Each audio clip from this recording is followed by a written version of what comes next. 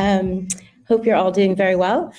Delighted to be here this afternoon. My name is Karen Licurse. I am the Managing Director of Digital Boost.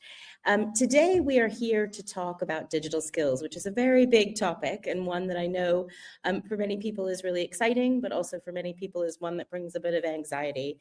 So Annie and I are going to have a frank conversation today where we're going to talk about our experiences. We're going to think about, how can we use technology to save time and strengthen impact, but also recognizing that we all have very limited resources, competing priorities, and a lot of uncertainty. We're going to bring two different perspectives. So I'll bring the perspective of Digital Boost, which I'll tell you a bit more about in a second, but we provide practical digital support and mentoring for charities and any small organization for free. And Annie represents Tech4Good, which connects charities in the tech industry to build digital confidence and capability. We're going to talk about what it really means today, the barriers we face, and practical ways that charities can access skills and resources. So Annie, would you like to kick things off and just tell us a little bit about Tech4Good Southwest? Yeah, thanks so much, Karen, and hello everybody that's joined what has been a great day today. So Tech4Good Southwest's role, as kind of outlined in the introduction, is really to operate at the intersection of connecting charities and the tech industry. So think of us as a bridge of sectors, and our work is focusing on harnessing the expertise, the skills, the resources of the tech industry, particularly to bring about a societal shift in digital capability and inclusion. And that's the bit that we feel really passionate about. So we have a membership community that brings organisations together to learn from each other, to be alongside each other when facing the challenges and opportunities of a digital society. And our members are charities, social enterprises, businesses, and the wider tech industry. And we're deeply focused on building connection and community, and place is very much at the heart of this. So being here in the Southwest, a place-based lens that brings, I guess, a bit of a deeper meaning. So we're kind of providing that bridge, but also bringing organisations and professionals together that are kind of located in the same part of the UK and in the same regions. We've got a physical hub in Bath and Gloucester, and we run activities wider across the Southwest. So this is all about our members bringing impact together. But of course, it isn't just about our members. It's what we can advocate for across the sectors as well. Amazing. Thank you. I'll just also tell you all a little bit about Digital Boost. We are a VCSE ourselves. We are owned by an educational charity, and we were founded in the pandemic, originally recognizing that lots of businesses and charities had to figure out how to go digital very fast in that time period. But the truth is we've grown a lot since then, and the digital challenge has not stopped. It was not limited to the pandemic. It has absolutely continued, and if not grown in that time period. So how do we actually do it? We believe that there's a lot of great resources out there for VCSEs and small organizations, but what's missing often is that human connection. You can watch a million videos, you can ask AI, you can do all of these things, but sometimes just talking to a real live human being about the challenge that you're facing can make a big difference. So we have created a community of 5,000 volunteers all across the UK who bring digital and business expertise and are willing to give their time to talk to you and to support you. They do that in one-to-one mentoring sessions, advice sessions, and then we also do tons of masterclasses, learning programs, and other opportunities to connect you with other organizations. It's all free, and that's thanks to the support of our partners, and there's no limits in terms of how you use it. I can tell you a little bit more about it later, but I do want to dive into the conversation. We've both, as you can tell, though, we've gained a lot of experience working with small organizations, so we'll share a little bit about what we can. Annie, I want to ask you a question, which is, this concept of digital skills is quite a big thing, right? It can mean a lot of different things to lots of different people. When we talk about digital skills in the VCSE sector, what do you think it actually means? Yeah, that you're so right. Everybody has such a different kind of context of it. So I guess for me, thinking about it in different ways. So thinking about it from a sort of basic skill point of view. So as an organization, can people use basic applications and tools like Microsoft Office, using the internet securely, stuff like that? The next area being around operational skills, so running services and organizations digitally. So how do you manage your data, managing fundraising platforms, project management tools. And then I guess it's also about communication, so reaching and working with your communities online. So everything from social media to websites, but actually online campaigns and engaging volunteers. But then I guess what sits all around that, and think about all of this at an organizational level, it's about digital leadership, designing digital services, choosing the right technology for your organization. And fundamentally, that's also about culture and confidence, and taking responsibility for that as part of your organization. So yeah, I think it's broad, it covers a lot of aspects, but I think it's thinking of it holistically. It's kind of making sure that we have the confidence to embrace what digital can offer the organization. So yeah, kind of, how do you see that as well, Karen? Yeah, I couldn't agree more. I think there's so many different aspects to it. I've tried to, we found that sometimes the businesses in our community are a little bit turned off by the word digital. So in my mind, and for me as a small organization, I've tried to rethink it a little bit and say, do you know what? It's not really about digital skills for me. It's about how do we do the things that we need to do anyway, but in a highly digital world. So it's not really about the technology. It's just about the fact that our world is really digital. So every single thing that we need to do could potentially be done better. Not all of them, but many of them could be done better using technology. And or we can be missing opportunities if we're not using it. So I think of it not as this kind of almost big new thing I have to learn. I think about it as, what are the things I have to do anyway? And then how am I going to do them in a digital world differently and better? Yeah, absolutely. And I think that kind of leads, I think, a bit to, we can just have a look at a poll that we put Yes. that we put out there. I think we can see it on the stage, I'm not sure. Can you see it as well, Karen? I can, but I don't see the results. Can we see the results? Yes, I don't know. If you haven't voted yet, please vote. We'd love to understand how confident you're feeling today in using digital in your organization. Just give it a minute for people to see.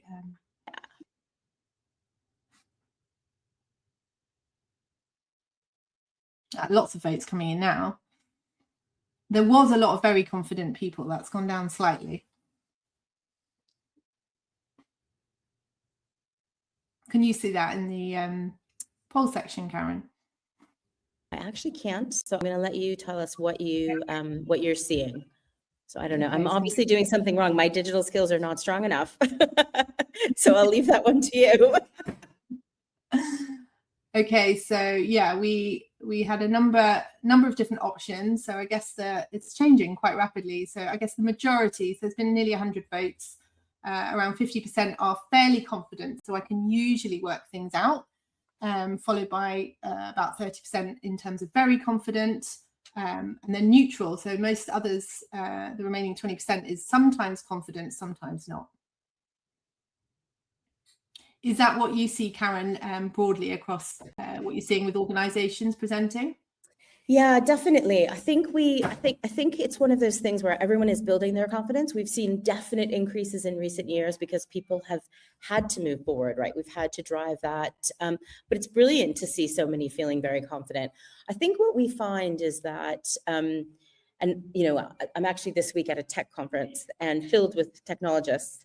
And if you ask them this same poll, many of them would probably answer the same because no one is feeling, 100% confident that they know everything because everything is changing so fast, right? So it's always a matter of what's the next challenge, what's the next thing.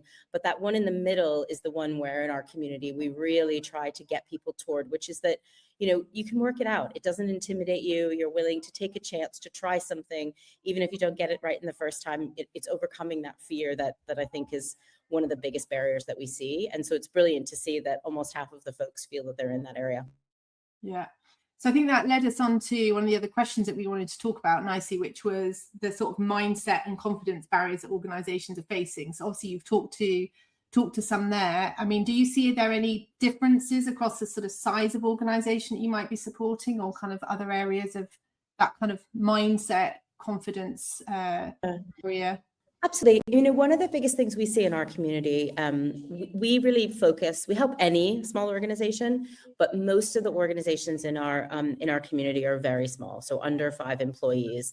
And it's really a matter of time often. So yes, they can figure things out, as many of the folks have said here, but that can take quite a lot of time to do, and it can feel quite overwhelming. So I think people feel often of, I just don't have time to try to do all of this, so I'm going to just not worry about it. I think the other thing is often around the the fear of just getting it wrong, you know, particularly with AI these days and with data, and like in our organization, for example, you know, we have 40,000 small organizations that we're supporting, which means we have a lot of data, and it can be quite overwhelming to think about, well, what if we make a mistake? What if we, you know, create an issue there, et cetera. So for us, it's been about taking baby steps, and about the organization and our community about trying to work on a couple of different issues at a time and really understanding what's the challenge that we try to solve. So not trying to necessarily say, okay, everything needs to be digital in one go, but what's the challenge we have? How can we take one step at a time to make sure we're doing it correctly and bring the organization with us and bring the community with us, and then kind of move on to the next thing. Have you seen different things in the folks that you're working with? I definitely see a lot of change fatigue, and I think that's accelerated by the acceleration of technology and it being in every application, every tool that people are now using. And so that feels that there's a sort of sense of it's another new system, it's another new aspect of the tool that I just got familiar with and now I need to use it. And that could be anything, whatever complexity of technology that we're talking about here. So I often see that in smaller organisations, which clearly is the majority of charities in the UK. I think what we're also seeing is a fear of leaving people behind. So if I do this, if I become more digital in the way that we operate, are we going to leave particularly our older people behind, or people with lower digital skills, people that don't have the connectivity that they need to in order to actually kind of use the technology? We had that actual example with a charity we were working with who wanted to kind of start using like iPads and stuff to be able to capture case notes more quickly and kind of more accurately when they were out sort of working alongside their communities. But actually there was real resistance to kind of rolling that out because there wasn't trust of the device, there wasn't trust of where the information was going, but also like primarily a real learning barrier in terms of actually I'm a volunteer, for example, I only do this twice a month, and actually now I can't remember what you told me to do last month. And that's a real thing. Like we all face that in our day to day. So I think what that then leads to is the lack of kind of investment in the sort of strategic digital skills. And what I mean by investment is actually often time. It's actually what's the time that's needed to stop and think, okay, exactly what you said, Karen, in terms of what's the one thing that we need right now, what's the one challenge that we need to solve, and kind of creating the spaces and freeing up time, however small that is, to start thinking about that. I think that's kind of almost the very, very first step. But I think you talked very clearly about bringing teams along the journey. And I'd say I would also very much focus in terms of finding advocates internally. You will find them. There are people that are more confident than others with certain tools, or just generally around data and the way that they kind of use it. But then it's kind of finding the spaces and places to ask questions. And I probably repeat that quite a bit because there are so many opportunities and so many people and organizations that are there to help, but you've got to know what you're asking for. And I think you probably see that the most, more than me, Karen, in terms of the requests that you get into Digital Boost. Absolutely. And I'm actually just looking at one of the comments that came into the Q&A.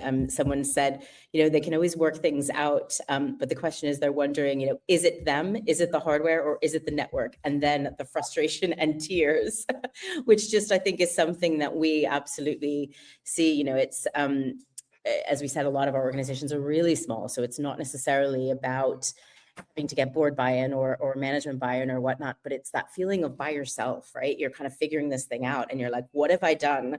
And I'm sure it was something silly because I'm confident I can figure these things out, but I'm on my own. How can I do that?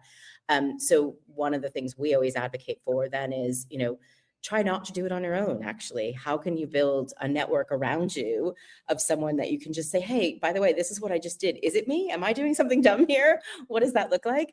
And so you've got people to bounce things off of, because the truth is, like, you know, it can feel, we all, I think, on this journey that we're on from a digital perspective, can feel like we're alone and we're the only ones that haven't figured it out, and we must be the ones, you know, that are sort of something's wrong. And you learn very quickly that we're all learning every single day, and we're all having to figure it out, and we're all having to move in that pace. So if you can find a network of peers, or in my case, a mentor or someone else who can support you on that, it can make a massive difference. Yeah, absolutely. And I think Yeah, it's interesting because you and I talked about that as well when we obviously first met, in terms of we're doing similar things, but also quite different aspects to our work, in terms of what we're seeing as those organisations that are kind of supporting the sector with skills. What are you seeing in terms of, I guess, the workload at Digital Boost, and how you continue to obviously provide that support, and obviously want to always extend the support to as many organizations as you can? Yeah, the way that our service works is that people come to us with a very specific challenge that they're facing, and that challenge could be very big, like I need to adopt digital and I have no idea where to start, in which case we will connect them with somebody who can have a general conversation with them, or it can be really narrow and really specific. And so right now we're getting lots of questions around, around big picture strategy, around how do I need to be changing my office, how do I need to be changing what I'm offering? How do I make those decisions about which ones to do first? We're also getting lots and lots of people coming to us with AI, because the beautiful thing is people are really playing with AI now. They're using it, which is great, but then they're hitting roadblocks of going, it's not really giving me what I need, and I'm feeling like it's a bit of a struggle. So where do I drive that? How do I change that? And then the last thing that we're seeing is lots of people really wanting help to use it to help them engage with other people. So how can I use technology to help me create content better? How can I use technology to help me better understand the people that I serve so that I can better connect with them? How can I use it to help me, it's in social media, all of those kind of things, and email marketing, et cetera. So it's really those sort of high level strategic, then really how do I use AI to do processes better, and then driving from a sort of communications and perspective. Yeah, and I think building on that, I guess what I'm noticing as well is, and particularly around AI, is like a proliferation of training. There's so much training out there. We're definitely not short of that, whether it's free or whether it's paid for. But I guess my challenge is like how often that training is able to meet the organizations where they are. And we've just been talking about this, isn't it? It's a journey, and it's a confidence building journey at all levels, however small, large the organization and what skills you have internally. And it's an ongoing journey. So how can we also, I guess, design ways of supporting those journeys? And that's definitely something we've been trying to address through Tech4Good Southwest, is kind of creating those spaces where you're not being sold to. You can be in a room for an hour a day, 90-day. We did a 90-day AI program as well, where actually it was about, these are the questions that I have. I don't know what I don't know, but I know what I need my organization to be able to do, basically have more impact and be able to deliver more of our work. But how do we kind of create those spaces where there's a feeling of, okay, I can just learn here, and I can and learn in a way that's relevant to me. But I think, this is a tricky bit that you and I were talking about, Karen, in terms of, organizations like ourselves, and there's very many of them out there, is we're the kind of connective tissue that's needed to kind of be able to not just broker the connection between the skill and the need, but it's also being able to translate and help make sure that is a really positive experience, and that there's learning from that, so we get more skills and we get more kind of support into the sector. And I just wanted to check in, there was a question from Justin around how can VCSE be included more in tech development? And that's just a brilliant question, because that's absolutely what we're definitely focused on as well, is by doing this, by connecting those sectors, there starts to be, and we've seen it already, like more of an understanding of the impact of technology, the impact of tools once they are in the hands of community organizations and communities. And so the learning starts to kind of be twofold, I suppose. And that's what we want to see more of, for sure. So I think one of the questions we were definitely needed to answer, Karen, was around, if a charity has little or no budget, where would they realistically start? I mean, the beautiful thing about today is there's actually so much free stuff out there that you can get started with. Most of the big tech providers do offer free or very highly discounted versions of their platforms. If you use Google Workspace, you can get that for free, for example, and then you get access to Gemini and other things, et cetera. But also there's tools that, you can use to prototype, for example, things like Lovable, et cetera, that if you're really clear on what you kind of want, you can play around with. And I'm not saying you should create your whole website there, et cetera, free website builders, but it allows you to to move forward a lot of the steps, because you can use it, figure out what it is that you need, and then go to a developer, go to somebody that can build something for you, et cetera. So if you wanted to build a website in the past days, for example, you might try to do it yourself, or you might hire someone to do it for you. Now I think there's this really nice connection where you can kind of play around to really code things yourself and build a prototype, and then bring someone in to help you with the technical aspects.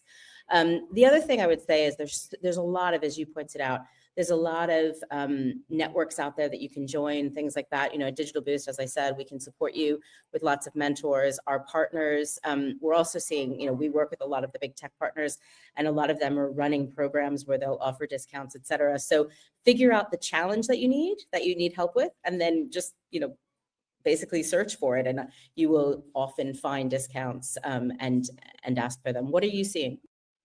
Well, I guess the same thing, I guess, in terms of, I guess, advice in terms of little or no budget is asking for help.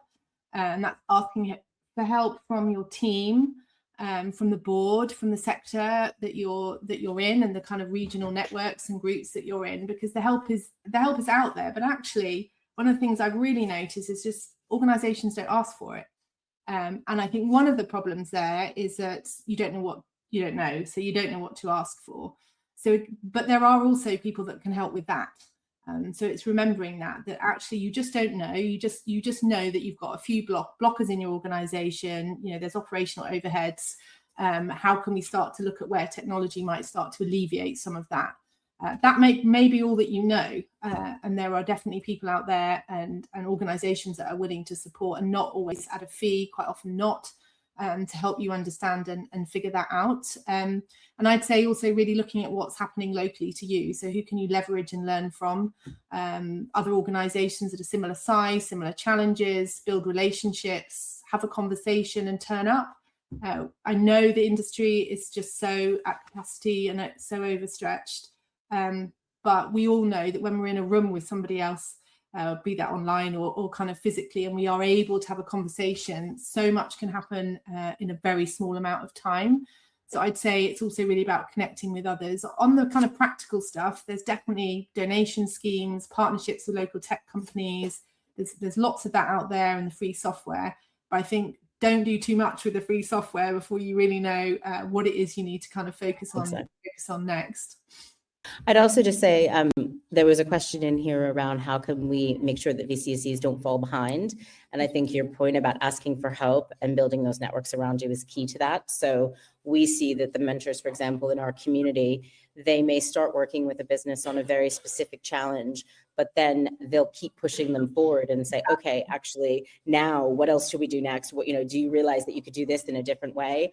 So there's things that, that people may not have even known about that they could do, but they're getting that prompt, getting that challenge from someone else. And I would say, actually, I'd said exactly something similar only this morning around how we're seeing our community evolve, and certainly the charities that are joining and being part of the community. I would say that they are curious. So they've kind of got to that point where they're curious around how technology might enable them further, wherever they are on that journey, or that they know they need help around certain things. So you've already got an engaged group of organizations, and you've got an engaged group of people with skills. Like, that's where the magic can happen. But I think you need to be at that.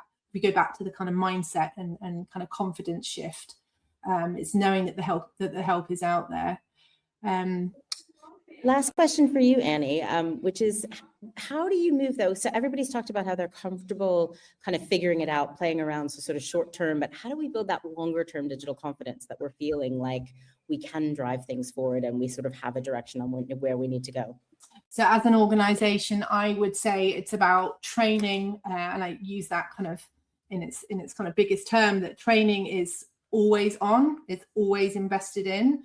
That we always make sure that our staff, volunteers are comfortable with the technology that we use in our organizations, and that they must never stop, because people come in and out of using the same tools. And it's starting with the kind of small improvements, demonstrating the quick wins, and then kind of supporting that long-term cultural shift into that.